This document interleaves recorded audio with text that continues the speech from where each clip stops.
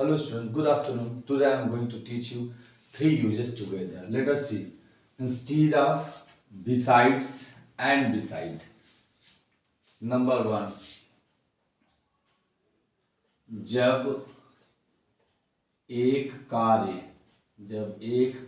के स्थान पर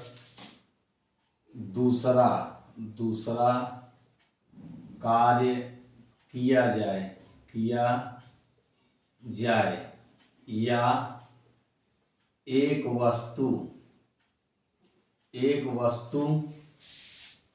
के स्थान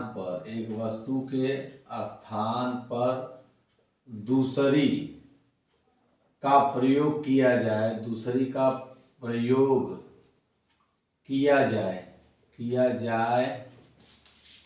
तो इंस्टीड ऑफ का प्रयोग करते हैं।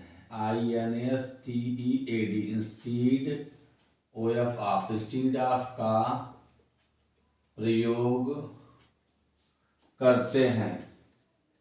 ठीक, एक नियम हो गया आपका। अब दूसरा नियम हम लोग देख लेते हैं। जैसे जब रूल 2 देख लेते हैं।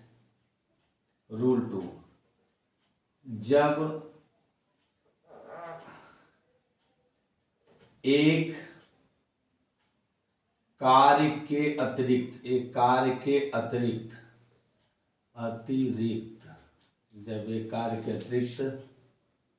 दूसरा कार्य भी किया जाए या एक वस्तु के अतिरिक्त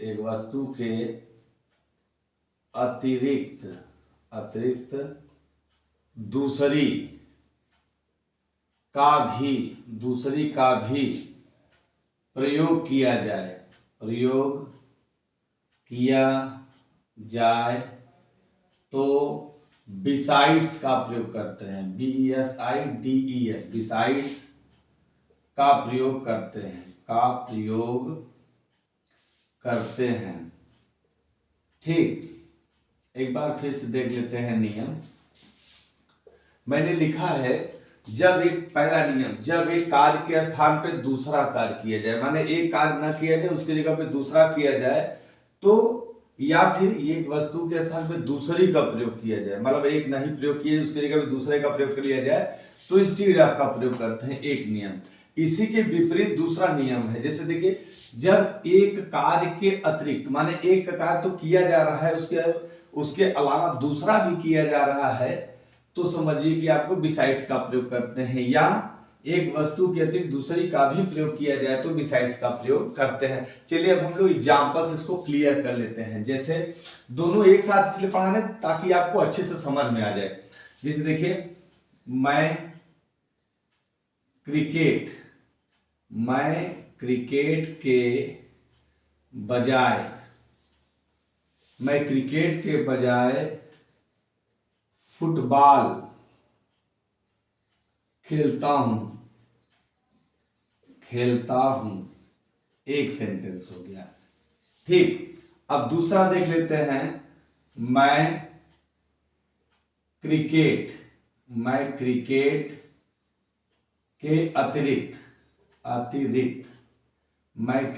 के अतिरिक्त फुटबॉल भी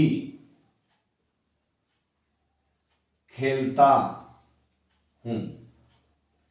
मैंने यहां 2 सेंटेंस लिखे हैं। दोनों में आप देखिए स्टूडेंट्स, पहले वाले में मैं क्रिकेट के बजाय, मैं क्रिकेट नहीं खेलता हूं, इसके जगह पे फुटबॉल खेलता हूं। दूसरे में मैं क्रिकेट के अतिरिक्त फुटबॉल भी खेलता हूं, माने क्रिकेट तो खेलता ही हूं और फुटबॉल भी खेलता हूं। अब दोनों का ट्रांसलेशन कैसे करेंगे हम लोग, देखिए जैसे मैंने लिखा है मैं क्रिकेट के बजाय फुटबॉल खेलता हूं, तो पहले मैं की अंग्रेजी क्या लिखेंगे, आई। और अब क्रिया है खेलता हूं की अंग्रेजी क्या होगी, प्ले। आई प्ले, क्या खेलता हूं, मैं फुटबॉल खेलता हूं, आई प्ले फुटबॉल। ठीक, आई प्ले फुटबॉल। अब शब्द क्या है, रूल क्या है, सॉरी यूज क्या है, के बजाय, के बजाय की अंग्रेजी क्या होगी, instead of. I play football instead of I play football instead of, और क्या है, क्रिकेट। तो अब यहां हम लोग लिख देंगे क्रिकेट।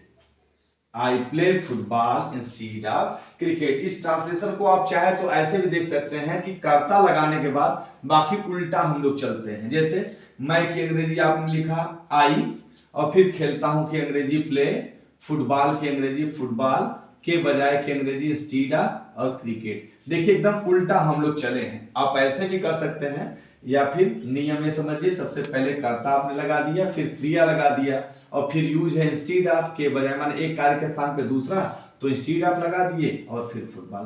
तो माने मैं क्रिकेट के बजाय फुटबॉल खेलता हूं। और इसको यहां आपने देखा, ठीक इसके अतिरिक्त इसके विपरीत आप यहां देखिए, मैं क्रिकेट के अतिरिक्त फुटबॉल भी खेलता हूं। मैं की अंग्रेजी क्या होगी, आई। अब खेलता हूं की अंग्रेजी क्या होगी, प्ले। आई प्ले, क्या खेलता हूं, फुटबॉल भी, I play football, I play football. अब के अतिरिक्त भी के लिए क्या लगाएंगे, besides, BESIDES, I play football besides. अब क्या बचा है, क्रिकेट।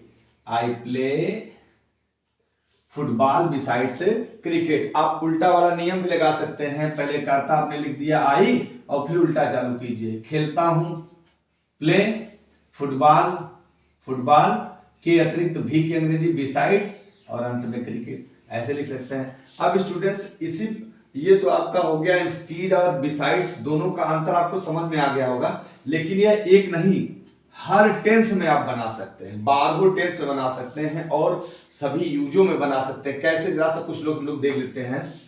दूसरा सेंटेंस है, जैसे राधा दिल्ली, राधा दिल्ली के बजाय, राधा दिल्ली के बजाय लखनऊ जा रही है। ठीक, और यहां अतिरिक्त वाला भी लिख देते हैं, राधा दिल्ली के अतिरिक्त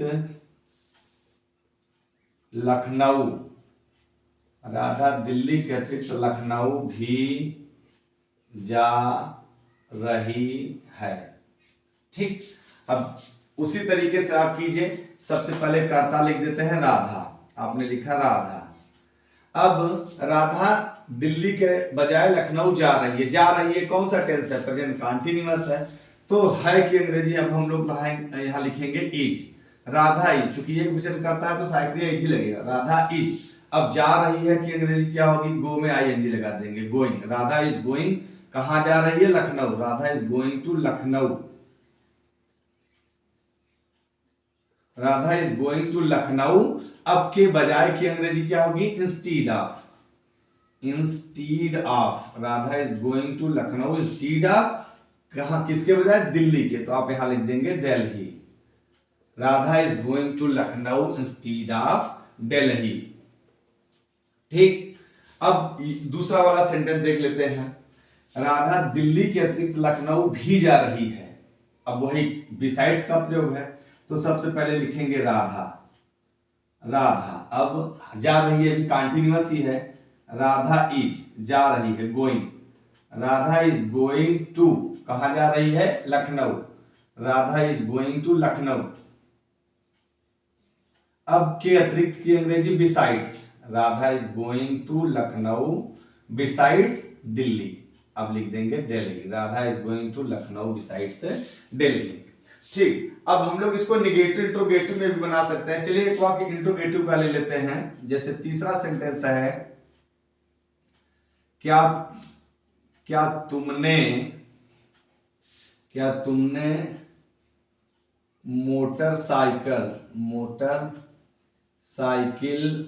मोटरसाइकिल के बजाय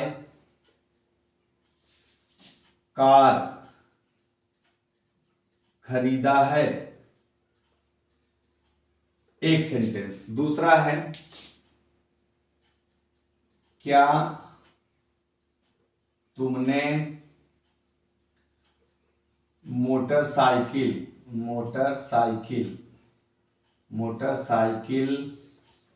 के अतिरिक्त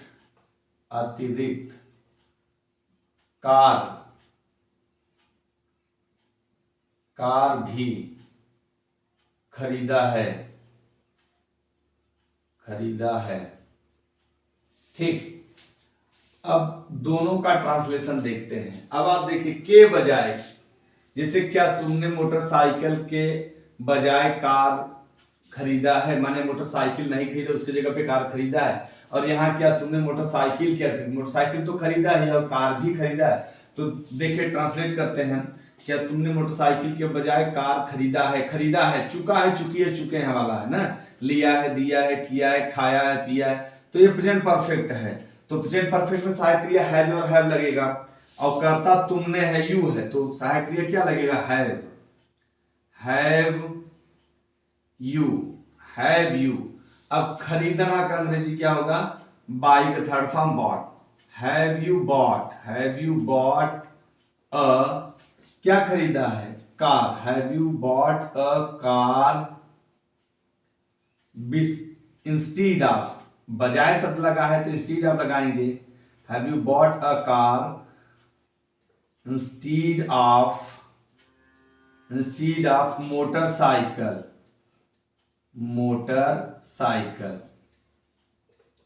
have you bought a car instead of motorcycle. तो स्पोकन वाला नियम लगा देंगे आप। Yes I have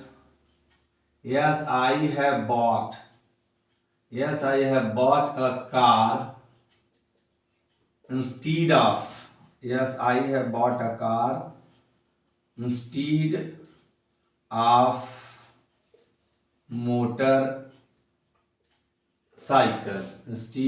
motorcycle. ठीक। अब इसको निगेटिव में भी बना लेंगे, no I have not bought a car instead of motorcycle.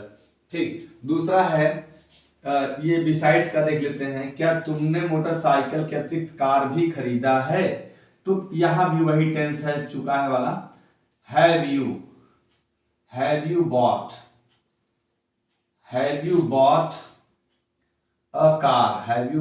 A car besides motorcycle. Have you bought a car besides motorcycle. ठीक। यहां भी आप आंसर लिख लेंगे, yes I have bought a car besides motorcycle. ठीक। अब नो में बना लेंगे, no I have not bought a car besides motorcycle. आशा है आपको समझ में आया होगा। ले लीजिए आप इसका स्क्रीनशॉट। तो कुछ और सेंटेंस आपको इंस्टीड ऑफ बिसाइड्स का बता लेते हैं और उसके बाद बिसाइड्स बता लेते हैं।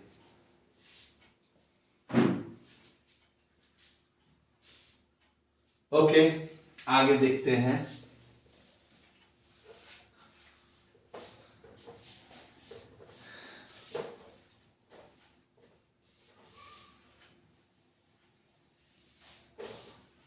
अब इसका टेंस में तो हम लोगों ने देखा, अब कुछ यूज में देख लेते हैं।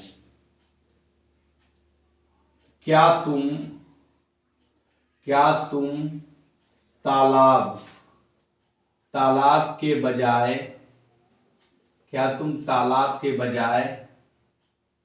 नदी में तैर सकते हो। एक सेंटेंस। दूसरा है, क्या तुम तालाब के अतिरिक्त नदी में भी तैर सकते हो। ठीक, एक आप और देख लेते हैं। मुझे मुझे आम के अतिरिक्त मुझे आम के अतिरिक्त अमरूद भी चाहिए। एक ठो और देख लेते हैं, एक सेंटेंस। नहीं, ठीक है ना। अब देखिए, जैसे सेंटेंस हमने लिखा है, अब आपको पहचानना भी है कि इसमें इंस्टीड ऑफ लगेगा कि बिसाइड्स लगेगा। जैसे देखिए, क्या तुम तालाब के बजाय नदी में तैर सकते हो? तैर सकते हो, पहले तो कैन का प्रयोग, कैन लगाएंगे, लेकिन अब यूज इंस्टीड ऑफ है कि बिसाइड्स, ये समझते हैं। क्या तुम तालाब के बजाय, अब देखो यहाँ पे के बजाय आ गया, के स्थान पर के बजाय शब्द जैसे ही आएगा आप समझ लीजिए कि इंस्टीड ऑफ का प्रयोग है ना। अब दूसरा, अब पहले इसी को ट्रांसलेट कर लेते हैं। क्या तुम तालाब के बजाय नदी में तैर सकते हो? तैर सकते हो तो कैन का प्रयोग है। तो सबसे पहले चूंकि इंट्रोगेटिव है तो कैन लगा दें शुरू में, कैन। ठीक, कैन। अब कर्ता तुम है, कैन यू। ठीक, अब क्रिया लगाएंगे, तैरना। कैन यू स्विम कहा? नदी में। Can you swim in the river. अब के बजाय की अंग्रेजी क्या होगी? Instead of. Can you swim in the river instead of तालाब की अंग्रेजी क्या होगी? Pond. Can you swim in the river instead of pond? तो आप बोलेंगे yes I can swim in the river instead of pond. No में लिख लेंगे, no I can not swim in the river instead of pond. ठीक, अब दूसरा sentence देखिए, जैसे यहां पे है, क्या तुम तालाब के अतिरिक्त नदी में भी तैर सकते हो? ठीक, क्या अब यहां भी देखो, सकते हो तो कैन का ही प्रयोग है, लेकिन यहां के अतिरिक्त आया है, के अतिरिक्त। यहां देखिए, के बजाय था तो इंस्टीड ऑफ आपने लगा दिया, यहां के अतिरिक्त आया है तो आप बिसाइड्स लगाएंगे, याद रखिए। तो क्या हो जाएगा? क्या तुम तालाब के अतिरिक्त नदी में भी तैर सकते हो? तो क्या हो जाएगा? Can you swim in the pond? Can you swim in the, नदी है ना, तो नदी का अंग्रेजी क्या लिखेंगे? River. Can you swim in the river? अब के अतिरिक्त है तो बिसाइड्स लगा देंगे, besides. Can you swim in the river besides क्या है? तालाब की अंग्रेजी pond. Can you swim in the river besides pond? तो आंसर आप लिख देंगे yes I can swim in the river besides pond. Yes I can swim in the river besides pond. और नो में क्या लगा देंगे? No I can not swim in the river besides pond. I can not swim in the river besides pond. अब तीसरा sentence देखते हैं, जैसे यहां पे है, मुझे आम के अतिरिक्त अमरूद भी चाहिए। ठीक, अब देखिए, हमने आपको बताया था शुड, मस्ट, आर्ट टू और नीड, वांट, रिक्वायर, और बताया था जब नीड, वांट, रिक्वायर कब लगेगा? जब ये मुख्य क्रिया का कार्य करता है। तो देखिए, यही वो कर रहा है, मुझे आम के अतिरिक्त अमरूद भी चाहिए, मुझे चाहिए, यही मुख्य क्रिया है। तो मुझे के लिए कर्ता के स्थान पर लगाएंगे आई, और चाहिए के लिए लगाएंगे नीड। आई नीड, आम के अतिरिक्त अमरूद भी चाहिए, I need guava, I need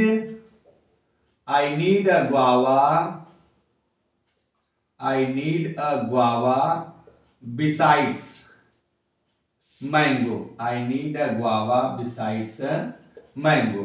ठीक, आई नीड अ गुआवा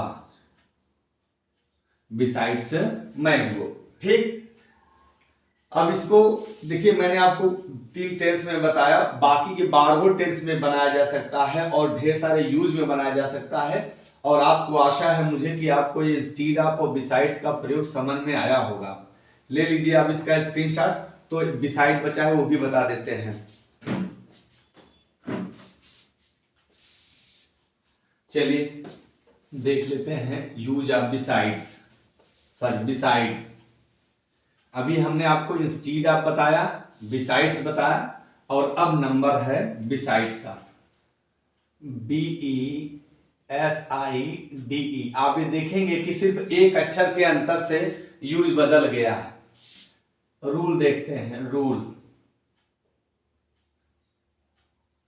नजदीक, नजदीक, पास या बगल के लिए बिसाइड का प्रयोग करते हैं, बिसाइड का प्रयोग करते हैं। ठीक, अब हम लोग कुछ सेंटेंस देख लेते हैं, जैसे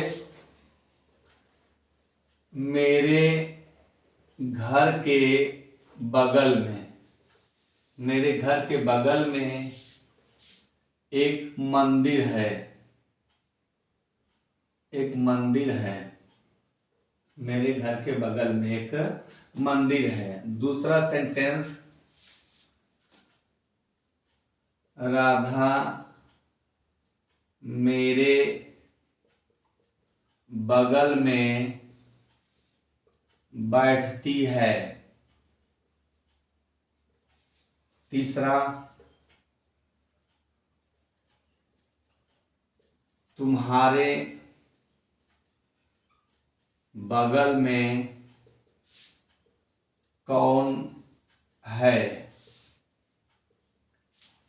या कौन। चलिए देखिए, अब मैंने पहला सेंटेंस लिखा है, देखिए यहाँ पे स्टूडेंट सबसे पहला चीज देखते हैं, बिसाइड में यहाँ पर हो गया पास या बगल में, नजदीक के लिए बिसाइड लगाते हैं। लेकिन अगर इसी में यस लग जाए तब के अतिरिक्त का भाव निकलेगा, याद रखिएगा, यहाँ स्पेलिंग बहुत इंपॉर्टेंट है। अब पहला सेंटेंस मैंने लिखा है, मेरे घर के बगल में, मेरे घर के बगल में एक मंदिर है।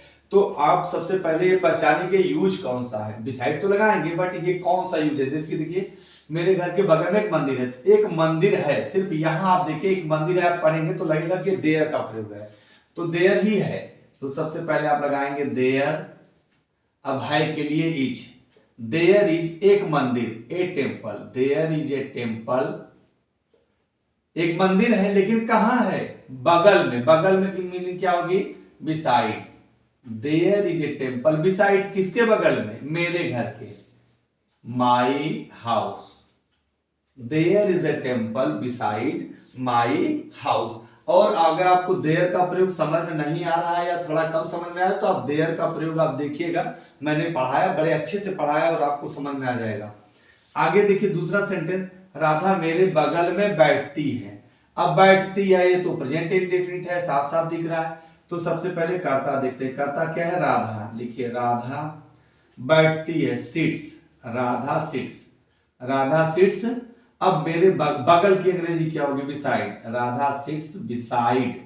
अब मेरे के लिए यहाँ पे क्या लगा देंगे, मी। अब आपके मन में क्वेश्चन उठेगा, अभी मेरे के लिए यहाँ आप मी लगा दे रहे हैं, यहाँ मेरे के लिए आप माई लगा दे रहे हैं, ऐसा क्यों। अब ऐसा इसलिए है क्योंकि ये जो मेरे है और इसके ठीक बगल में कोई नाउन नहीं आया है और ये ऑब्जेक्ट के रूप में प्रयोग हो रहा है, इसलिए इसकी अंग्रेजी मी हो जाएगी। और यहां आप देखेंगे तो मेरे के ठीक बगल में एक नाउन है, मेरे घर, यानी कि माई हाउस। तो याद रखिएगा, इसलिए ये पॉजिटिव केस व्यक्त कर रहा है, तो यहां पे माई लग गया और यहां पे मी लग गया। ठीक, अब तीसरा सेंटेंस देखते हैं, तुम्हारे बगल में कौन है। अब कौन की अंग्रेजी लिखेंगे, हु। ये इज एमआर का प्रयोग है, हु है के लिए इज, हु इज, बगल में की अंग्रेजी क्या होगी, बिसाइड, हु इज बिसाइड। अब तुम्हारे के लिए यू। अब यहां भी आप देखेंगे तुम्हारे यहां ऑब्जेक्ट के रूप में आया है, तो आप कहेंगे तो हिंदी में कर्ता की जगह पे आया, एक्चुअली हु वाले वाक्य में कर्ता होता ही नहीं है, उसमें तो कर्ता की खोज करता है। तो तुम्हारे बगल में कौन है? हु। अब है के लिए हु इज बिसाइड और तुम्हारे के लिए यू। अगर यही तुम्हारे भाई यहां होता तो योर ब्रदर हो जाता। अगर यही तुम्हारे के बाद कोई नाउन यानी तुम्हारा भाई होता, तुम्हारी माँ होती, तुम्हारे चाचा, कुछ भी होता कोई नाउन, तो यहाँ पे योर हो जाता। लेकिन चूंकि ये ऑब्जेक्ट है इसलिए you, who is beside you. अब आप कुछ और सेंटेंस इसमें देख लेते हैं, जैसे इसी को पास्ट में बना लेते हैं। तुम्हारे बगल में कौन है की जगह पे था हो जाए, मान लीजिए तुम्हारे बगल में कौन था, तो क्या हो जाएगा? Who was. लिख के देख लेते हैं, तुम्हारे बगल में, तुम्हारे बगल में, तुम्हारे बगल में कौन था, कौन था। अब कौन तो वही है, आप लगाएंगे कौन के लिए हु। अब था थे थी है तो वाज लग जाएगा। हु वाज बगल की अंग्रेजी beside, who was beside you, तुम्हारे बगल में कौन था। ठीक। अगर मान लीजिए एक सेंटेंस और लिखें, राधा के बगल में, राधा के बगल में कौन होगा, कौन होगा। ठीक है, मैंने क्या लिखा? राधा के बगल में कौन होगा, तो कौन की अंग्रेजी हु लिखेंगे। और सिंपल फ्यूचर है, आगे के लिए विल बी लगाएंगे। Who will be, who will be बगल की अंग्रेजी क्या होगी? Beside. Who will be beside Radha, Radha के बगल में कौन होगा। ठीक है, who will be beside Radha. अब यहाँ इसी सेंटेंस के माध्यम से कुछ सेंटेंस देखते हैं। जैसे मेरे घर के बगल में एक मंदिर है, there is a temple beside my house. अगर ये पास्ट में हो जाए, मेरे घर के बगल में एक मंदिर था, तो there was a temple beside my house. मेरे घर के बगल में एक मंदिर होगा तो हो जाएगा there will be a temple beside my house. अगर इसी को इंट्रोगेटिव में बना लीजिए, क्या मेरे घर के बगल में मंदिर है, तो इज लगा देंगे शुरू में, is there a temple beside my house. ठीक। और अगला देखिए, राधा मेरे बगल में बैठती है, राधा सिट्स बिसाइड मी। इसी को बारहो टेंस में आप बना सकते हैं। जैसे राधा मेरे बगल में बैठ रही है, Radha is sitting beside me. Radha मेरे बगल में बैठ चुकी है, Radha has sat beside me. Radha मेरे बगल में 2 घंटे से बैठ रही है, Radha has been sitting beside me for 2 hours. Radha मेरे बगल में बैठती थी, Radha sat beside me. Radha मेरे बगल में बैठ रही थी, Radha was sitting beside me. Radha मेरे बगल में बैठ चुकी थी, Radha had sat beside me. और राधा मेरे बगल में 2 घंटे से बैठ रही थी, Radha had been sitting beside me for 2 hours. Radha मेरे बगल में बैठेगी, Radha will sit beside me. तो आप बारहो टेंस में बना सकते हैं इसको भी। और अब आप आगे देखिए, जैसे तुम्हारे बगल में कौन है, हु इज बिसाइड यू, तो मैंने यहाँ पास्ट में और फ्यूचर में भी बता दिया है। आशा है आपको ये बिसाइड का भी प्रयोग बड़े अच्छे समझ में आया होगा। For the day it is enough. Thank you very much.